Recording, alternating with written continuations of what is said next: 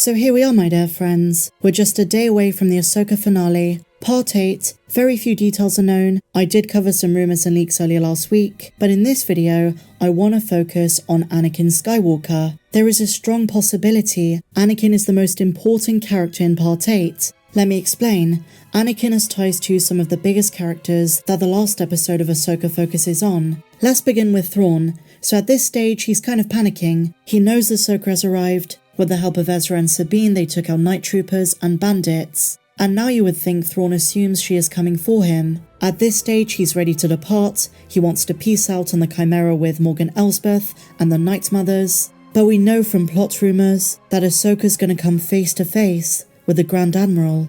And even though he is so composed, so calm, in Part 7, he demonstrated an enormous amount of trepidation when he learns that Anakin was once Ahsoka's master. The reason he was so scared is that he assumes that much like Skywalker himself, Ahsoka is just as dangerous and unpredictable. But how does Thrawn know this about Anakin? Because once upon a time, the two knew each other. They met, they collaborated, both during the Clone Wars, and later when Anakin was Darth Vader.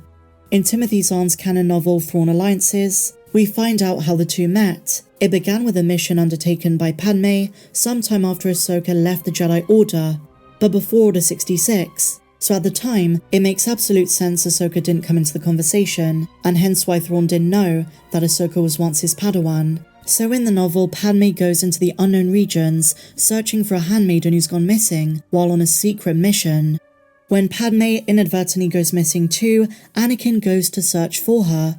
Anakin is led to the planet of Batuu. Before he can land, a ship carrying Thrawn on a reconnaissance mission of the Chiss Ascendancy makes contact. Thrawn's mission concerned deflector shield generators and gaining information about them, and in the process, after a misunderstanding, Anakin and Thrawn decide to work together, beginning their search in Black Spire Outpost, the same one tourists can visit at Galaxy's Edge.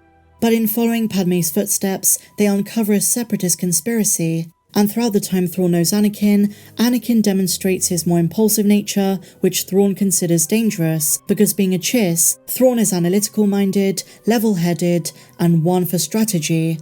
To be generous, their relationship was tense. He expects the same from Ahsoka Tano. She survived multiple attacks from his allies, whether it's Morgan Elsbeth or Baylan, and so a part of him is scared.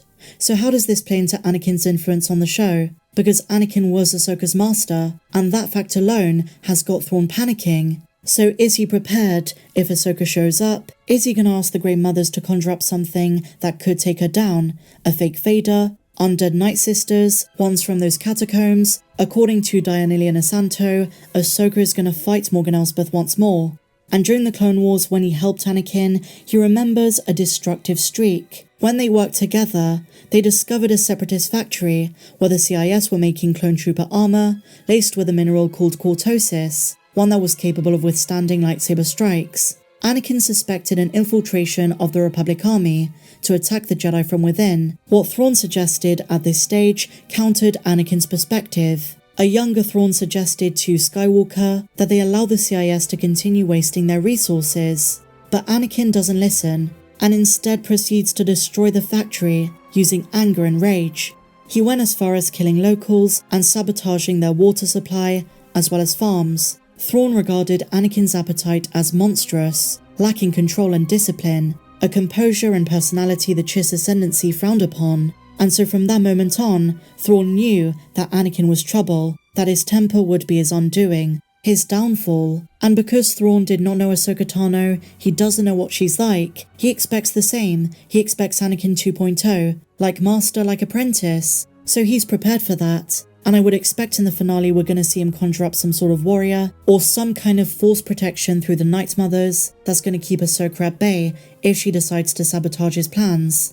But as aforementioned, he's hoping to get out of there before any of this goes down. So that is Anakin's influence in terms of Thrawn's psyche and expectations. So what about the other characters? Well, in terms of Ahsoka herself, according to Bespin Bulletin, Anakin Skywalker is a Force ghost, not in the world between worlds, not in a vision, not in a hologram, is going to appear to Ahsoka in Part 8. He might encourage her, give her advice, another lesson. Perhaps it's Anakin's Force ghost that gives us insight into Baylan. They knew each other back in the day, And this brings me on to my final connection, the biggest one of this video, Baylan and Anakin. What is the link? Well, throughout the season, one thing is very clear. Baylan misses the idea of the Jedi Order, but not in practice. He wants to bring about a new beginning, which he says he's going to find on Peridea.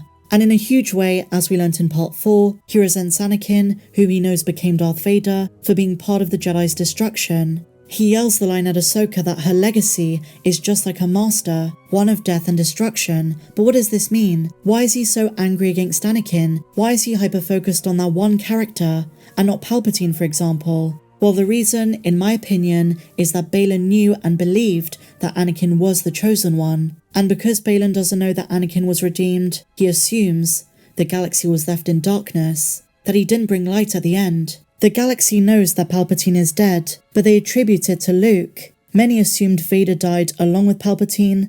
Only a handful knew the truth, that Luke was the catalyst to Anakin being redeemed, and that it was Anakin sacrificing himself, killing Palpatine, and saving his son. Vader died as Anakin shortly afterwards, after looking upon Luke with his own eyes. But that version of events was only known to a select few, and even then, even if Baylan and others in the galaxy knew that Anakin turned back to the light, he did so much damage as Darth Vader that practically no one would care or would have forgiven him.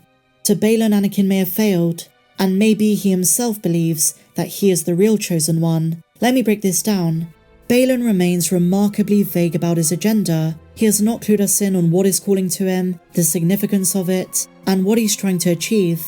Now at this stage, Baylan's embraced a middle-of-the-road philosophy, one of a dark Jedi. But I think it's reasonable to assume that once upon a time, he was a by-the-book, strict Jedi who followed the code to a T. And as such, the prophecy of the Chosen One is something he may have believed. He may have had faith in Anakin before he turned to the dark. A chosen one shall come, born of no father, and through him will ultimate balance in the Force be restored. And since Baylan thinks Anakin failed, he's trying to fill that role himself. And the biggest trap he thinks Anakin fell into is that he was a Jedi and then a Sith. That might be why Baylan embraced a path in the middle, like the Bendu. In Legends, a third aspect of the Force was one to be of balance, neither light or dark, and serving both, when need be, both sides of the Force. Baylan's interpretation of the prophecy is that it's not a Jedi, but one who serves Ashla and Bogan, a being in the middle, similar to Bendu. Baylan thinks he's this person. So maybe he's come to Peridea, offering himself to whatever's calling to him, presumably something that could tie into the Mortis gods, the Wills, or something greater in the Force, so that he can take his place and create what he thinks is true balance. However, I believe Baylan is being played for a fool, being tricked, being duped, not only because Anakin did bring balance, but also the Force calling out to him, I think is more malicious than we know. It's one that wants to use him. I've seen some suggestions, if Dave Filoni wants to connect this show to the sequel trilogy, that it's Palpatine's life essence trying to find a body years before the rise of Skywalker, a host for the dark power of the Emperor.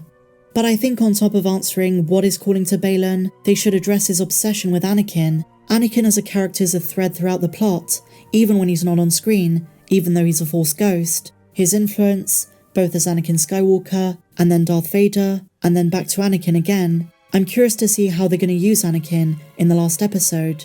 But what do you guys think? Do you believe Anakin's going to play an important role in the last episode? Share your thoughts in the comments down below. And if you enjoyed this video, please be sure to give me a big fat thumbs up, subscribe if you're new, and I'll see you in the next video. May the Force be with you, always.